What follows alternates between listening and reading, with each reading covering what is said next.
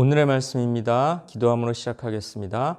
하나님 아버지, 오늘도 우리에게 말씀을 주시니 감사합니다. 이 시간에 진리의 영께서 인도하여 주셔서 말씀을 잘 이해하고 깨닫는 복된 시간, 순종의 결단이 일어나는 시간 되게 하시옵소서. 예수님의 이름으로 기도합니다. 아멘. 바울은 아들처럼 여기는 젊은 목회자 디모데에게 중요한 교훈을 주고자 편지를 써 보냅니다. 그런데 그 내용 중에는 흥미로운 대목이 있습니다. 바로 과부의 명단에 관한 건데요. 과부의 명단에 어떤 여성이 오를 수 있는지 그 자격을 기록하고 있는 대목이죠. 과부로 명부에 올릴 자는 나이가 60이 덜 되지 아니하고 한 남편의 아내였던 자로서 선한 행실의 증거가 있어 혹은 자녀를 양육하며 혹은 나그네를 대접하며 혹은 성도들의 발을 씻으며 혹은 환난당한 자들을 구제하며 혹은 모든 선한 일을 행한 자라야 할 것이요. 바울은 과부의 명단에 오를 수 있는 여성의 자격을 세 가지로 꼽고 있습니다. 첫째, 60세 이상이어야 하고요. 둘째, 한 남편의 아내로 결혼 생활에 신실했던 사람이어야 합니다. 셋째, 착한 행실을 인정받는 사람이어야 하는 거죠. 그런데 왜 난데없이 과부의 자격에 대해서 성경이 말씀하고 있는 걸까요? 그 이유를 알기 위해서는 여기서 말하는 과부의 명부에 올릴 자란 어떤 사람들을 말하는 건지 확인해 봐야 합니다. 과부로 명부에 올릴 자란 당시에 재정적 지원을 받는 대가로 교회를 위해 일하겠다고 서약한 과부들을 말하는 겁니다.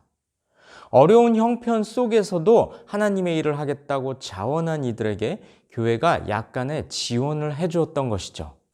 그러니 여기서 과부의 명부란 단지 형편이 어려운 이들의 명단이 아니라 어려움 속에서도 올곧게 믿음을 지키고 올바른 삶을 이어간 사람들의 명단이었습니다. 경건한 자들의 명단이었던 거죠. 성도 여러분, 인간이란 자신을 둘러싼 환경, 재정적인 상황, 인간관계들에 좌지우지 되기 쉬운 존재입니다. 하지만 그런 와중에도 성도는 흔들림 없이 굳게 신앙을 지켜야 하는 것이죠. 오늘 우리는 바울이 제시한 과부의 자격을 보면서 중요한 교훈을 얻을 수 있습니다.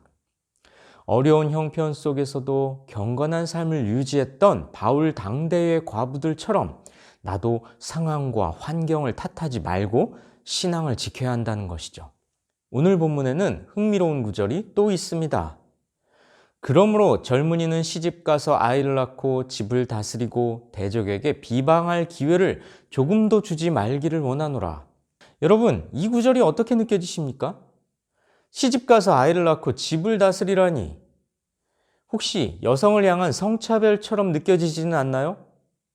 가부장적인 내용이 성경에도 있었네? 이렇게 생각되지는 않습니까? 그런데 이 구절은 그런 의미가 아닙니다. 여기서 젊은이란 젊은 과부를 가리키는 말인데요. 그래서 이 구절은 이런 뜻입니다. 젊은 과부들은 재혼을 해서 아이를 낳고 가정을 다스려서 적대자들에게 비방할 기회를 조금도 주지 말기를 바랍니다. 당시에 기독교를 반대하고 비방하는 자들이 호시탐탐 기회를 찾고 있는데 마침 기독교인 젊은 과부의 행실이 좋지 못하다면 그것은 저들에게 비난의 구실을 제공하는 셈입니다. 그러므로 바울은 재혼이 권장할 일이라고 가르친 것입니다.